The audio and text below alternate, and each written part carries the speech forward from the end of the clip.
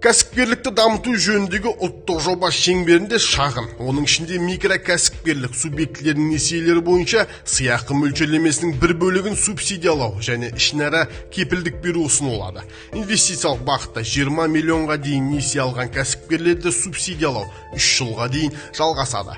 Қалада несиенің сыйақы мөлшерлемесі 6%-дан, ал моно және шағын қалаларда елді мекендегі несиенің сыйақысы 5%-дан аспайды. Ал айналым қаражатын толықтыру мерзімі 2 жылға дейін жалғасады. Мұндағы несиенің ең жоғарғы сомасы 5 миллион теңге. Аталған қолдауға тек азық-түлік саудасы және барлық саладағы кәсіпкерлер ие бола алады.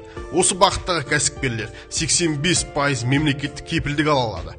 Несие барлық екінші деңгейлі банктен беріледі. Тағы бір мүмкіндік. Кәсіпкерлікті дамыту жөніндегі ұлттық жоба шеңберінде мемлекеттен сыйақы мөлшерлемесінің бір бөлігін субсидиялау ұсынылады. Экономиканың басым секторларында өзінің тиімді жобаларын іске асыратын немесе іске асыруды жоспарлайтын кәсіпкер, сондай-ақ индустриялық, инновациялық қызмет субъектілері инвестициялық бағытта 3 миллиардқа дейін, ал моно және шағын қала, ауылдық елді мекендерде 1,5 миллиардқа дейін несие алған жағдайда субсидияға қатысуға мүмкіндігі бар. Субсидиялау мерзімі 5 жылға дейін, ал айналым қаражатын толықтыру үшін 500 миллионға дейін несие алған болса, субсидиялау мерзімі 3 жылға дейін. Кәсіпкерлерді немесе индустриялық, инновациялық қызмет субъектілерін қолдау бойынша ішінара кепілдендірудің де өз шарттары бар. Егер ісін жаңа бастаған кәсіпкер 360 миллион теңгеге дейін несие сомасымен жобаны іске асырған жағдайда ғана 85%-ға дейін кепілдік беріледі.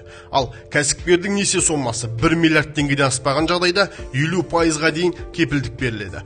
Толық ақпаратты кәсіпкерлік және сауда басқармасы, қала және ауданның кәсіпкерлік бөлімдері, даму кәсіпкерлікті дамыту қоры, даму кәсіпкерлікті дамыту қорының 1408 кол орталығы және барлық екінші деңгейлі банктерден алуға болады. Сондай-ақ Маңғыстау.бизнес, фонд даму Instagram парақшаларында жарияланады.